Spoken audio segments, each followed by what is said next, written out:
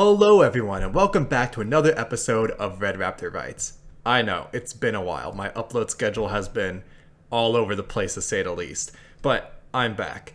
By the time you're seeing this, part 2 of my Prehistoric Planet review shouldn't be out yet. I have recorded it and it's written, it's recorded, so that should be out within like a week or two. But the thing is, I did have a recent surgery, which I've been recovering from, just a minor thing, so you don't have to like worry in the comments that Red Raptor Writes is about to die. No, that's not going to happen. It's just a minor thing. But I still had to recover, so I haven't been able to record a lot. So I'm going to give myself a light assignment here. Instead of editing this giant thing like part 2 of the Prehistoric Planet review, I figured to react to this new dinosaur documentary that just recently came out with Stephen Fry called Dinosaurs. Or is it Dinosaurs with Stephen Fry? Anyways, I have not seen this yet, but I've seen a lot of posts and messages and people talking about this, and all that I've seen has been negative, which does not instill me with confidence here. I should have my own opinion. I should watch it for myself. Here is a low-res, low-quality version that I was able to find on YouTube, and I downloaded it because I knew that YouTube would take it down like very fast. You could find it on channel 5, whatever that is. I mean, I don't even watch TV anymore, so how on earth am I supposed to get that? But anyways, using a new format here, I'm going to be playing this new documentary, and reacting to it. If there's anything interesting, anything of note, I'll be pausing it and giving my thoughts, my reactions, explanations of what I'm seeing here on screen. Sound good? Let's get started. And it is worth noting that I won't be playing all of this documentary, just the important parts, because I don't want to get demonetized or copyright stricken, that kind of stuff. Anyways, here we go. Dinosaurs. Prehistoric monsters. Huge. Terrifying. Well, he called them monsters. There it is. Okay. F. I'm just kidding. It is nice to have Stephen Fry here. He is a big part of my childhood since he narrated and was in the Little Big Planet series, which I've talked about on the channel before. It's like one of my favorite video game series of all time. I still play them to this day. So it's nice to combine the two worlds of LBP and dinosaurs into one for me. This is great here. I've always loved them, always been fascinated by them. But what if I could go back in time, millions of years into the past? Okay, so we're doing a Nigel Marven thing. That's nice. To the magic. Ooh, Borealipelta. Okay, that's cool. That's a cool addition.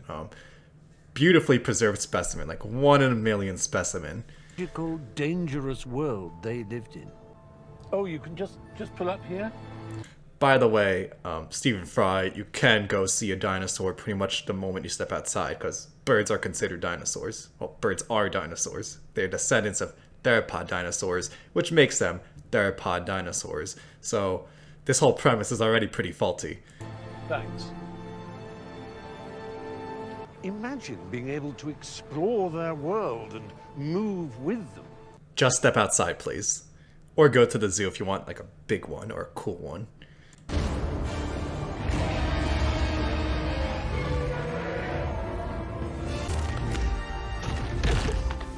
For 180 million years, dinosaurs dominated our planet. Wait, let me do the math here. So 66 to like 220. That's like... Did you say 180 million years? Because that's only like 160. Unless my math's completely off.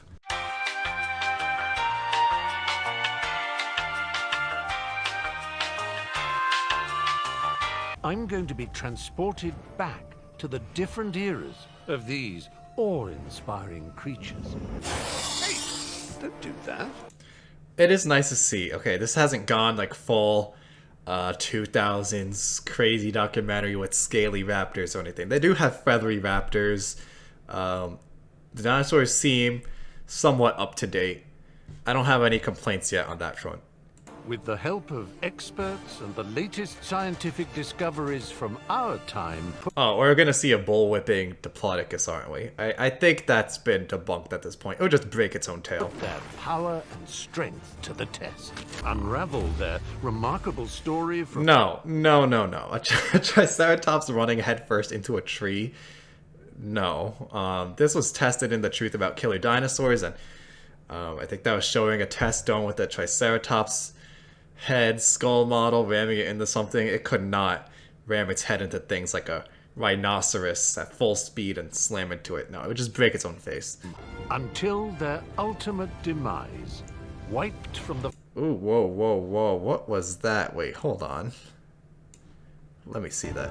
First of all, it's not their ultimate demise. There are birds, of course. Is this an Asdarkid? I don't know. The head looks like too scrawny. The wings are doing that like inwards folding thing. They're not really going backwards much. Okay, that's complaint right there. Of the planet, imaginable power. I like the T-Rex. The T-Rex looks good. Come with me to encounter the dinosaur. Whoops. You don't have to travel back in time to do that. Walk outside. Reverse back time, and the Earth we know today looked very different indeed. Pangaea, which covered a third of the planet. Aren't you going to the Morris information? This was already broken up by 150 million years ago. And each was home to its own class of unique characters. Okay, no pronated wrists. That's a win. Alright, the wrists are facing like inwards like this. That's a win. I'm going to travel back to the 3 eras of the dinosaurs. Okay, I know that this is a nitpick, but the Jurassic, Triassic, Cretaceous, those are geological periods. An era would be like the Mesozoic era. The dawn of the minor nitpick, but to Pangaea itself, just to meet some of weird the vocabulary. Of their kind. What? But okay, they're clearly showing though Morrison creatures while they're saying this, like weird Diplodocus, Allosaurus. They did not live on Pangaea. Pangaea started breaking up already by the end of the Triassic. Ooh, that is like right at the start of this formation. I don't know. This is kind of stretching it. The Jurassic period, which might put you in mind of a certain movie franchise. Oh, come on. We don't have to do this every time. It's been 30 years. Please just give it a rest. I'm on the western side of Pangaea, in an area that will one day become North America. Pretty sure it's like Laramidia at this point. I'll double check that.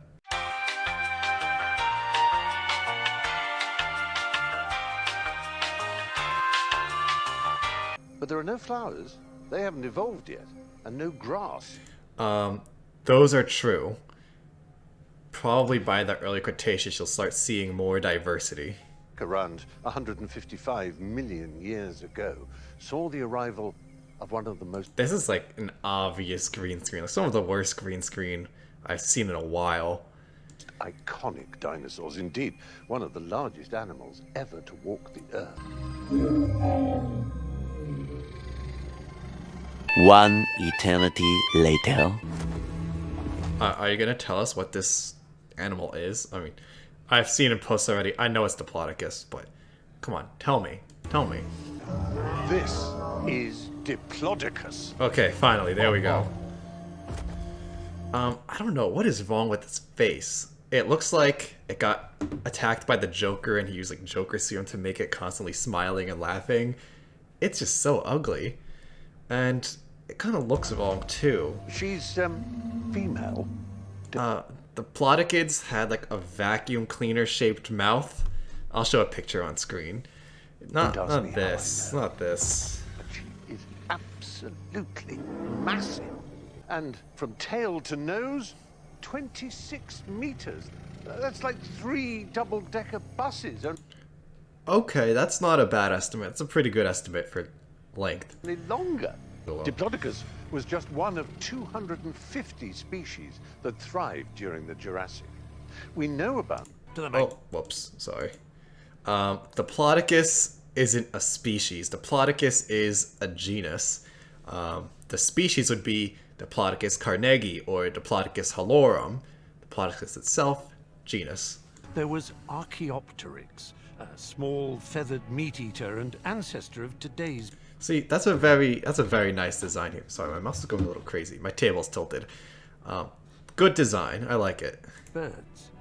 Guanlong, which sported a huge, colourful head crest, See, that's nice. Why are these designs so much better than the CGI ones? while what is today North America was home to the magnificent armor-plated Stegosaurus. Okay, a little thick.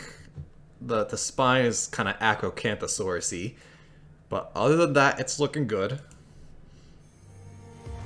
Wait a minute. But you just showed that what is today Pangea's broken up. Look, it looks like a North America. And then you have South America and Africa still connected. Why did they keep calling this Pangea at the start? But I'm curious, where did This is really bad CGI. these huge beasts come from in the first place? Dinosaurs began their evolutionary journey as relatively Again, sorry for the low quality. This was the best that I was able to find on short notice. rare, insignificant parts of their ecosystems. But they wouldn't stay insignificant for long. At the time, vast volcanic eruptions covered swathes of the Earth in lava. The resultant greenhouse effect caused mega monsoon rains to pour. Yeah, so this is pretty good so far. At the end of the Triassic, the continents break up, lots of volcanic activity, environmental changes, and the other Archosaur groups like the Rawasuchians, which I don't think that's used anymore, they die out. And the dinosaurs fill their niches. And they emerged as the most abundant and most diverse animals on land for the next 140 million years. That always hurts to watch, just the Triceratops ramming its head into a tree. Well, our Diplodocus seems supremely well adapted to life in the conifer forests that flourished after those volcanoes. I don't know what's with the Joker face. It's bothering me. This is hard to watch. Walking with Dinosaurs. I know a lot of documentaries get compared to Walking with Dinosaurs, but that was back in 1999. I was just a few months old when that came out, and the CGI was way better than this. Devastated the Earth's climate. She's basically 15 tons of prime Jurassic steak. 15 tons is a pretty good estimate. It's on the higher end for Diplodocus carnegie, while Diplodocus hallorum would be over 20 tons. But okay, this is Carnegie. Okay.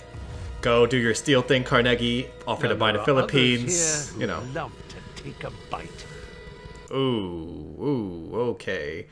It's not a great design. It's very shrink wrapped. Very shrink wrapped. And the teeth, I don't know. The teeth just look too conical. Something like that. Like this.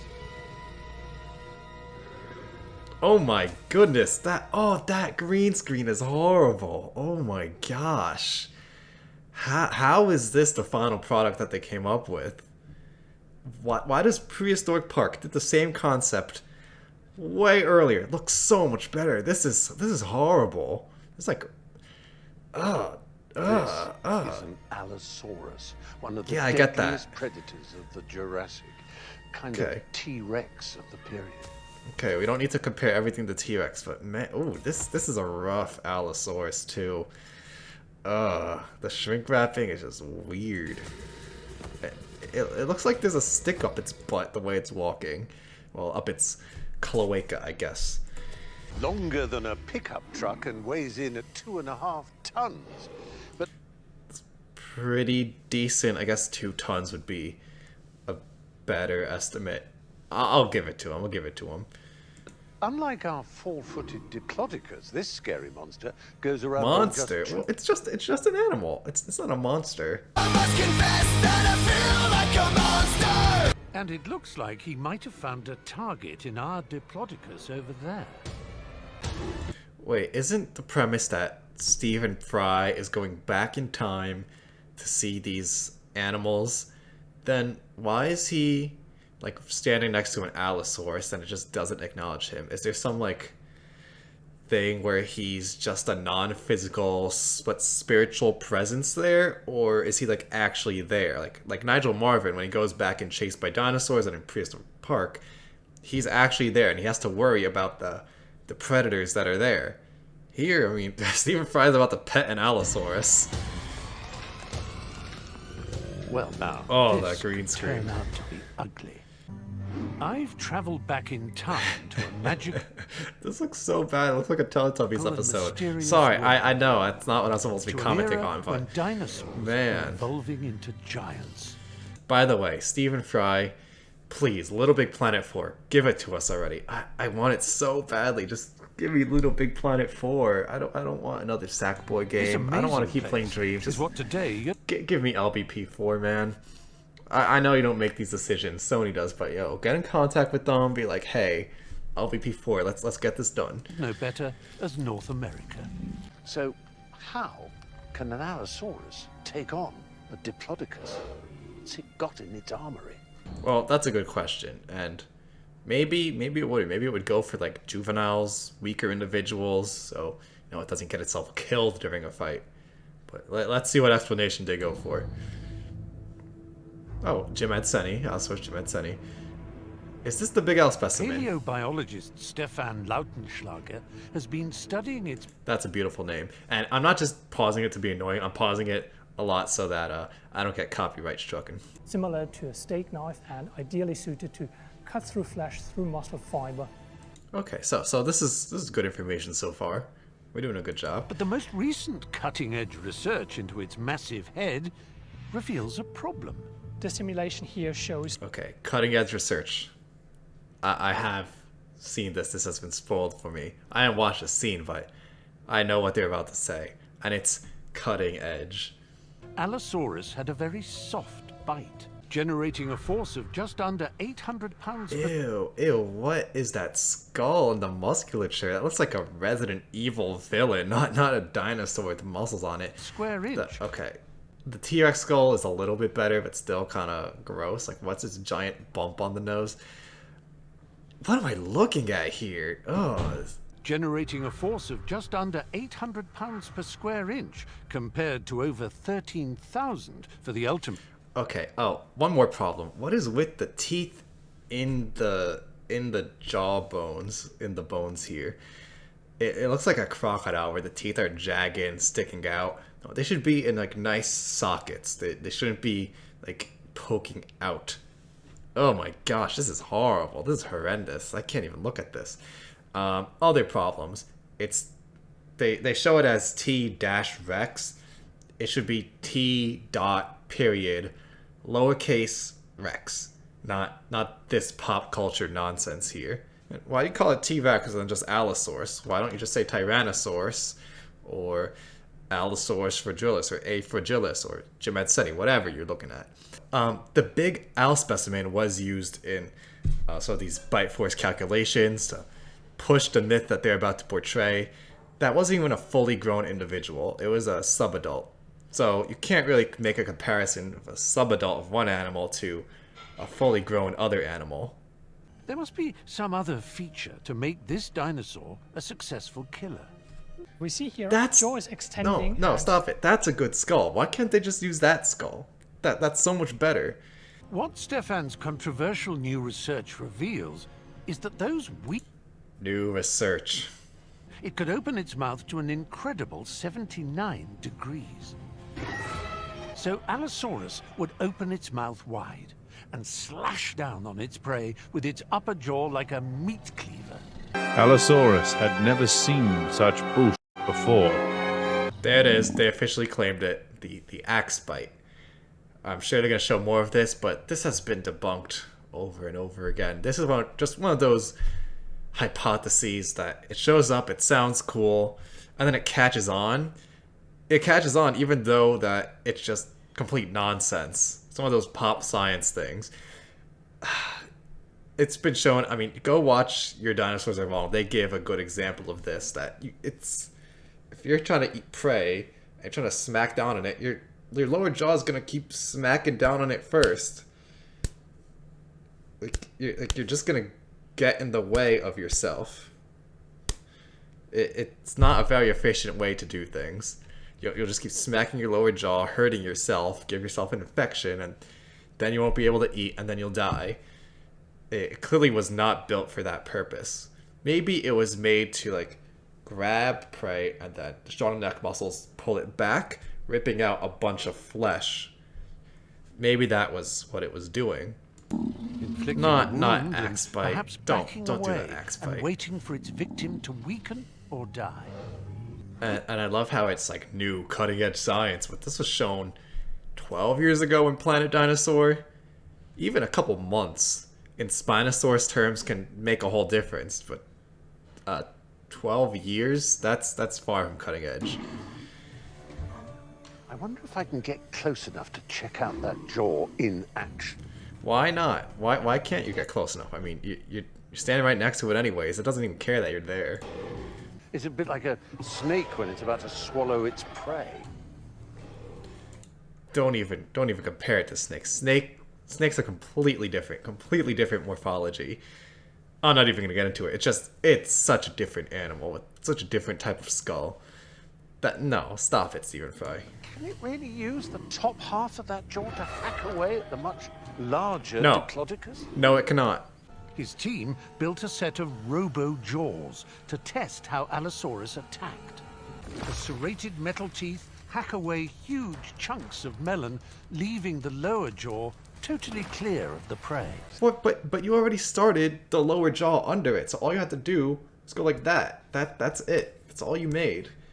You didn't put it up here. You put it in the middle already. So that, I don't know if you can see this, but that doesn't prove anything. It doesn't prove it can do this. Besides, my thumb is a lot shorter than the rest of my hand, so even then it barely works. No, stop it. That doesn't prove anything. Stop it. Get some help. This is pure Similar wound in the pseudoscience. flank of It's pseudoscience. It's pop science. It's just ridiculous. It just looks so ridiculous when it does that. Dinosaurs roaring. This is a contentious topic now, because an ankylosaurid Pinacosaurus larynx was found, and it was very complex, very bird-like, and birds can make a wide range of sounds.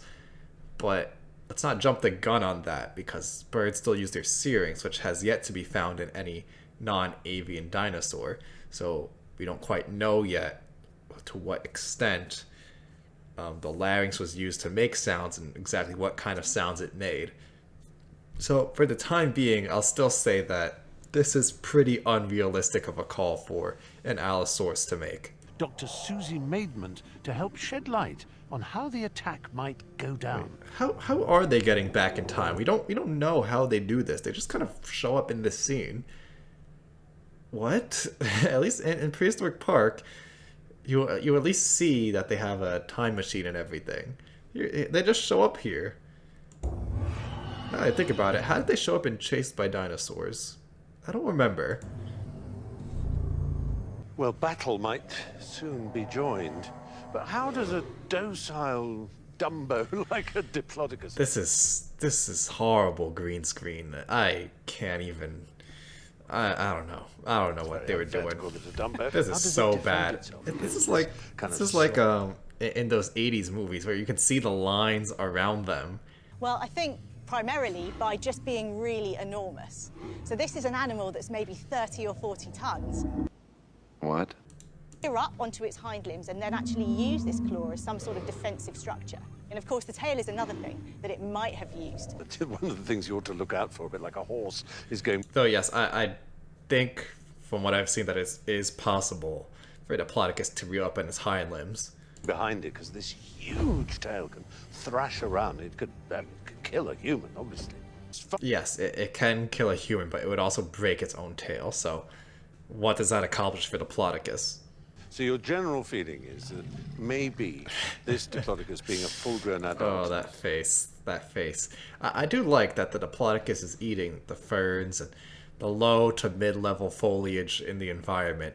Alright, their necks are more straight out from the body, though probably could have wiggled up and down and had a wider range of motion, but it wasn't a big high browser like, say, Brachiosaurus would have been in the same ecosystem. might not be a victim of this Allosaurus. My money's on the Diplodocus over there.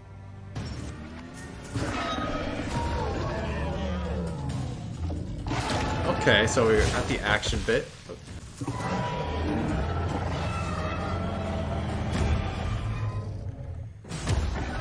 Okay, I like that they got the front limbs right with the single claw sticking out. Oh, it's alive. Okay, all right, it's alive. Gonna put a dent in its day, but it's alive. Absolutely terrifying. At least it looks as if they'll each live to fight another day. So, honestly, How on earth is the Allosaurus going to survive this? What? They said it was 15 tons. Oh, okay, let's give it 15 tons. 15 tons of pure Diplodocus just slammed right on its chest. That didn't break ribs, stab the lungs, crush its internal organs. It's fine. It's just needs a nap, alright? Just nap it off. the Diplodocus seemed to be deploying its tail and just the sheer weight and mass of its body as it turned and twisted. And in order to see it properly, I need to get up high. You know, Stephen Fry, maybe I'd enjoy this more, or enjoy your performance more, if I was playing as a sack boy right now in Little Big Planet 4. Can you please make that happen? To those extraordinary trees. Wait, whoa. Hold on. Wait a second. Look, flowers and grass. Wow. See it properly. Wow, did they just get up high? They just did not care. They did not care. That one of the largest animals ever to walk the earth has become supremely well adapted to. Wait, but scientists... But isn't he back in time? Did he build this entire thing? Or did the set people, the camera people, did they bring this? I don't know. They're not consistent with the story here. There's just a tree from the Jurassic with this big structure on it. The hide where you can hide. Hi. Actually, it put him in a very convenient biting height. Like, that's gonna work on the Diplodocus. Cool. Come on. Oh, there you are. He's ugly! Ugly! Ugly! Ugly! Oh, she's coming up again. Oh, no? You prefer those, do you? Your conifer needles. It's common enough for plant eaters to be bigger than predators. Just look at the gorilla. Okay, today. I mean, that's this. You could have said elephant. So I'm with elephant. Why do you go straight to a gorilla? Like, what? Why just the gorilla? What was so special about the gorilla he had to specifically point it out? Like, oh, you know, the gorilla, of course, yes. Well, firstly, she didn't really chew her food. Instead, she had a really long gut, and so little energy wasted on digestion. Okay, this is all true. They wouldn't be chewing. Hadrosaurs would do that, but not sauropods or a lot of other herbivorous dinosaurs. Their teeth were just to like snip the leaves and branches and to swallow it whole, get it down, and then let the long stomach, let the gastrulates do the rest. But her second and biggest energy saver lies with another ingredient vital for life: oxygen. Mammals, like you and me, breathe air in and out by inflating our lungs. Not so Diplodocus. So fresh air enters her lungs every time she breathes in and out. Why did they do research on some parts and not others? Like, this is a very good explanation of how the dinosaur bird lung respiratory system would work. But then there are other times where they're just like, hey, hatchet bite, let's do that. Twice what we can do. And birds inherited the system too, which allows them to fly at high altitude today, definitely. where oxygen is scarce. Are we going to... Is it just Diplodocus and Allosaurus? What about the other Morrison dinosaurs, like Dryosaurus or my boy Ceratosaurus? Where's his love? Zoos lie in the basement vaults of the Natural History Museum in London. So we've had a large number of surprises here in the basement. Surprises like this is actually the only evidence that we have for this enormous great group of animals, the dinosaurs, first appearing on Earth. The biggest clue actually comes from this bone here. And what makes it a dinosaur is this huge flap of bone along one of its edges. We are looking almost certainly at the earliest dinosaur. They were found on an expedition. Yeah, it gets confusing as to what is and isn't a dinosaur. Once you get closer to the breaking off point, right? So once you start getting those early dinosaurs, they look like their other Archosaur close relatives. In addition to Tanzania, that's why there's still a lot of confusion over what is and isn't an early dinosaur, like Herrerasaurus or Silesaurids. Those end up going in and out of Dinosauria. 90 years ago, and they're from an animal called Nyasasaurus, after the lake it was discovered near. With just an upper arm and 6 vertebrae to work from, Nyasasaurus was rebuilt. At a mere 2 meters long... Why are they pronating the wrists now? Oh, come on. Come on. I was complimenting you before. You got this down. You had unpronated wrists. Now you gotta ruin it. A meter high and just 60 kilos, it was smaller than a man. Key things about dinosaurs that distinguishes them from all other reptile groups is that they went walking on 2 legs only very early in their evolutionary history, being able to move faster and being able to move more efficiently. And this might be one of the key features that dinosaurs became so successful. This is a good point. Bipedalism, what do you call it, bipedalism? Having 2 legs is ancestral to all dinosaurs, to the saurischians, like the theropods and sauropods, and then the ornithischians. Different groups will become quadrupedal over time, but they start out as bipeds. And with success came a great opportunity for growth. As they say, from little acorns, giant oak trees grow. Sic parvis magna? Greatness from small beginnings. It was his motto. And even after defeat in that fierce fight, Allosaurus seems hungry for round 2. How is it fine? How is it? Off into the woods. It's up and it's moving around like it didn't just get crushed by a 15-ton Diplodocus. Okay, alright, I see you, Allosaurus. No doubt somewhat intimidated by the herd. Susie Maidment can tell us whether Diplodocus really lived together in groups like this. But what about the other cool sauropods like Camarasaurus or Brachiosaurus, Supersaurus? Why are we just focusing on Diplodocus? I mean, Diplodocus is cool, sure. Yeah, but only 2 dinosaurs in this whole thing we're really focusing on? Can we get something else, please? Extremely unlikely that these animals could really run away from predators. You'd think that that these green animals probably screen. herded. Lots of plant eaters today move around en masse. Safety in numbers.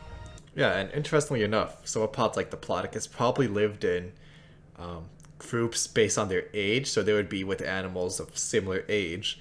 So the younglings would, the juveniles, sorry, Star Wars terminology, the juveniles would be with other juveniles, and then the adults would be with other adults. And that was how they organized themselves. Because, well, the adults want to like move around more and eat more foliage rather than stay in one spot that they would just decimate. So it helps the forest, good for the trees that they move around and abandon their children. There is more direct evidence that these giant beasts really did live in herds, and it's right on our doorstep. The front foot looks like a circle, and this toe here helped me understand that these tracks were most likely made by a stegosaur. Pushes Wait, when did we start talking about stegosaurids? I thought we were talking about sauropods and their herd behavior. Stegosaurids are ornithischians, sauropods are saurischians. They're on opposite ends of the dinosaur family tree. When did we start talking about them? Into the ground. And some of the tracks are no offense to Paige DePolo, if that's her name. You know, she's just being interviewed about these footsteps that she found on, or that were found on the Isle of Skye. But in terms of the narrative of the documentary, this is like going on a tangent. I don't really care right now about stegosaurids and whether they travel in groups. I care about Diplodocus or sauropods in general. Left by animals of a similar size to our Diplodocus. The diameter See, of there this we track go. is There we about... go. Dinosaur. There it is, Brachiosaurus. Okay, finally, there we go. The pterosaurs are... I'm not sure what pterosaur that's supposed to be. Looks like a pteranodonted. Is Sorry, that they're not just from individual animals. Can you get out the way? Hundreds of dinosaurs. Yeah, I don't know. It looks like a pteranodonted, which would be like late Cretaceous. Okay. Anyways, maybe not. Maybe I'm wrong there. What this is showing us is that dinosaurs were diversifying by the middle part of the Jurassic period. Ooh, wait hold on. You can't just pull that. What's with these extra plates? What?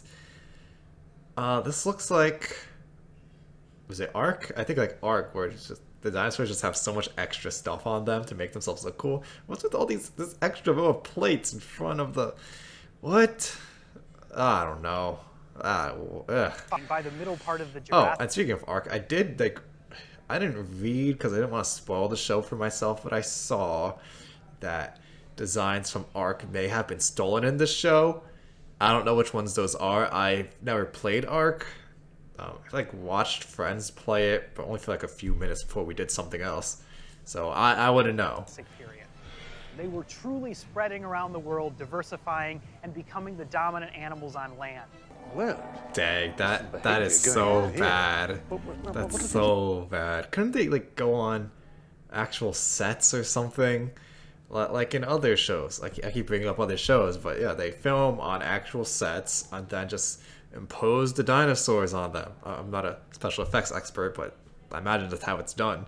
Here they just, hey, get on that green screen. And it looks really bad. I don't know, they look quite keen on each other. Oh, you think they want to be special friends?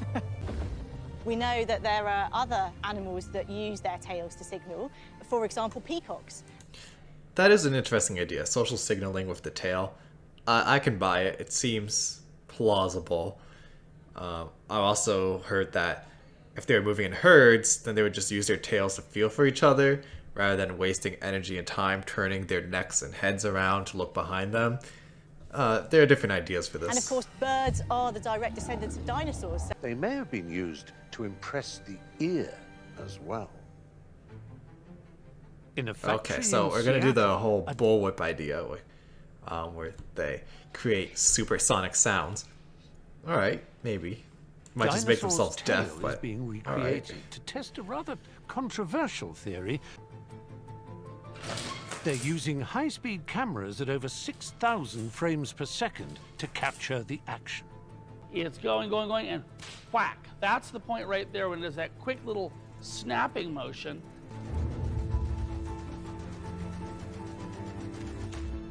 All right, how much longer is this? Do we just get eggs? Cool, great. Is that it? Awesome. Okay, low quality. And more eggs. Do I really care? I mean, yeah, it's cool. All right. I'll hear them out. These are herbivorous teeth. They have a surface for grinding down the vegetation. This show has grinded down my patience. Scientists turn to another clutch of dino eggs found in Argentina. An enormous. See, this is better. This is better information here. It's more relevant.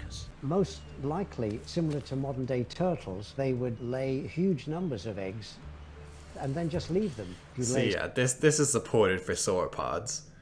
But again, sauropods aren't all dinosaurs, so you can't use a one-size-fits-all type of approach here. Sufficient numbers, then a certain number will survive. Because they had to hatch out of an egg and grow to something that was 30 or 40 tons in really quite a short period of time. 40 tons? Wait, what? What? Where do we get 40 tons from for Diplodocus? No, not even close. So the evidence suggests Diplodocus would lay long. What is with the CGI model? This looks like if you're watching like a behind-the-scenes thing on some other documentary, or like for Jurassic Park, okay? You watch the behind the scenes for Jurassic Park or for Disney Dinosaur, and they're showing like the early animation tests. This is what that looks like, but no, this is the actual animation. Of eggs, and then abandon them to look after themselves. Well, now we need to travel through time to tell a story of a new era in this dinosaur planet. We will move 30 million years into the future. Fearsome raptors. Okay, well, I guess they're using the pop culture term raptors for dromaeosaurs. That's fine. It comes with the territory. It comes with what I'm expecting at this point from these documentaries. Although I think the Utah Raptor design is much better than what they gave for Allosaurus and Diplodocus. Okay, overall, final thoughts. Very, very poor quality. Very poorly made. The animation is horrendous. The green screens are just so obvious. You could see that Stephen Fry and the paleontologist consultant are just standing on a green screen set. The models are bad, at least for Diplodocus and Allosaurus. It's pretty boring too. I was just waiting for this to finish. Prehistoric Planet, like, kind of don't want it to end. You know, you're watching it, and you're invested. This is just... The dinosaurs don't do much. They just kind of sit there and they're talking at you, talking information at you. There's no... I don't want to say that there needs to be action, but there's nothing happening really with the dinosaurs. They're not traveling, they're not looking for food. The food's just right there. It's just the Diplodocus eating food. There's one scene of an Allosaurus hunting, but then the Allosaurus is gone. I guess the Diplodocus just look at each other and they talk to us about mating, but they could have done more stuff rather than just stand there. I know animals just sit there and stand there a lot, but if you're making a documentary, please show me something mildly amusing. It doesn't have to be killing, doesn't have to be violence, but just something happening in their lives. The science is very shaky. They introduce these dumb concepts like the hatchet bite and then show it as like, oh, this is brand new science, this is great. And then there's that ugly Allosaurus skull model and ugly T-Rex model, and it's not good. Not good. I don't know if I'll have access to episode 2 of this, but after watching episode 1, I don't even know if I'd want to. It's not like the worst documentary I've seen, but it's bad, especially for something in 2023. This is like bad for 2003. Anyways, I think that's all I have to say on this one. Let me know in the comments if you like this format. I can react to other things, other videos. I've been thinking about this for a while now, doing this format for other things. So let me know if you enjoyed this video. And remember to please leave a like, subscribe, and to check out my social media. See you next time.